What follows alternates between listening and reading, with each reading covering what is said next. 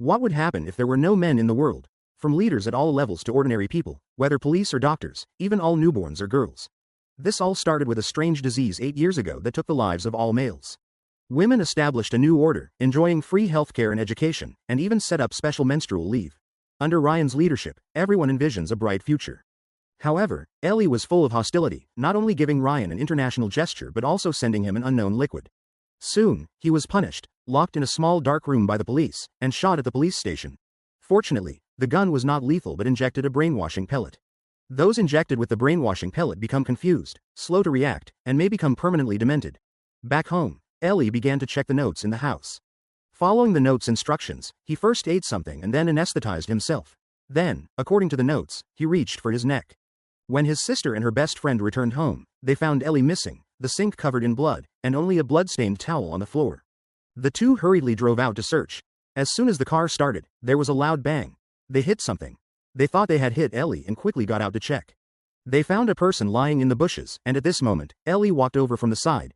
It turned out that Ellie was often punished, and every time she returned home, she would follow the note's instructions to remove the brainwashing pellet from her neck.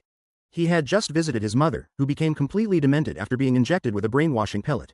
Seeing the scar on his mother's temple, Ellie felt very uncomfortable. This is also why he hates the organization, since it wasn't Ellie they hit, who was lying in the grass.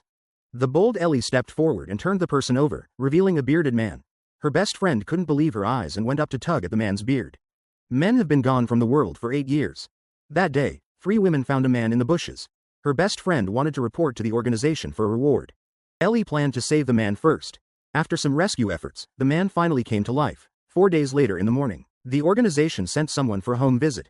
My best friend wanted to reveal the man's situation, but my sister hurriedly followed to stop her.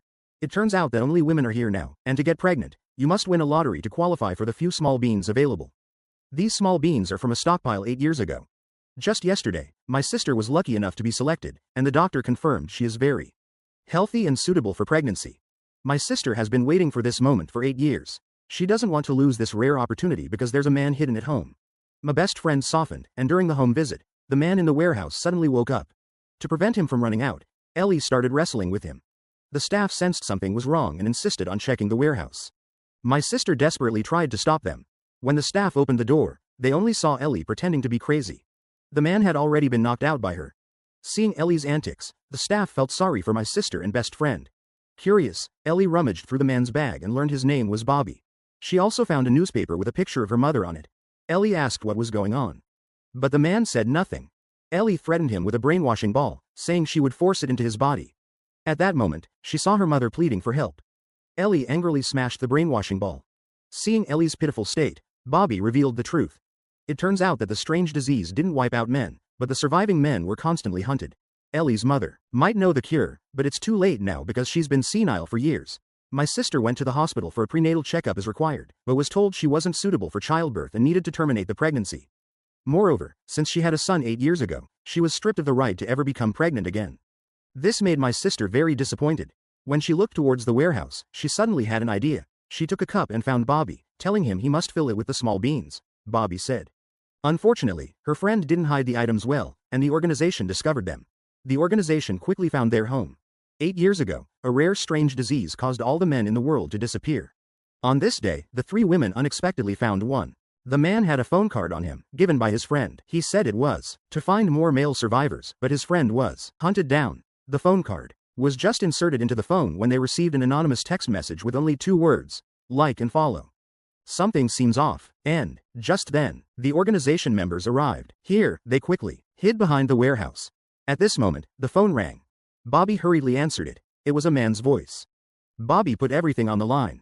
This might be the base for male survivors. They hurriedly drove there, only to find it was the place where they burned the man's body years ago. After waiting for a few hours, there was nothing. They got out of the car, just wanting to relieve themselves, when Bobby showed a terrified expression. The 2 quickly ran back to the vehicle. The pursuers came again. The car drove all the way to a house. Just as they planned to go in and hide, all the doors and windows shut, and a large amount of poison gas was released. Clearly, they intended to poison them.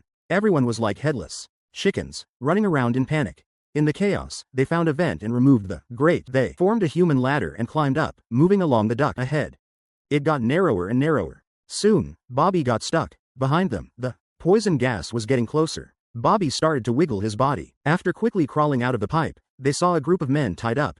They had become tools for producing tadpoles. At this moment, a group of female police officers arrived, followed by the leader, Ryan. It turned out that the surviving men had been imprisoned by them. If a pregnant woman was found to be carrying a boy, the pregnancy would be terminated. This was also the reason why the sister was terminated. She did this because she wanted to establish a kingdom of women. In the end, the friend who was covering for them came out. She was the sister's husband. And that phone call was indeed her voice. What will happen next? How will Ryan deal with them? The movie Cream Society ends here. This is a New Zealand sci-fi film, and that's all for the first season.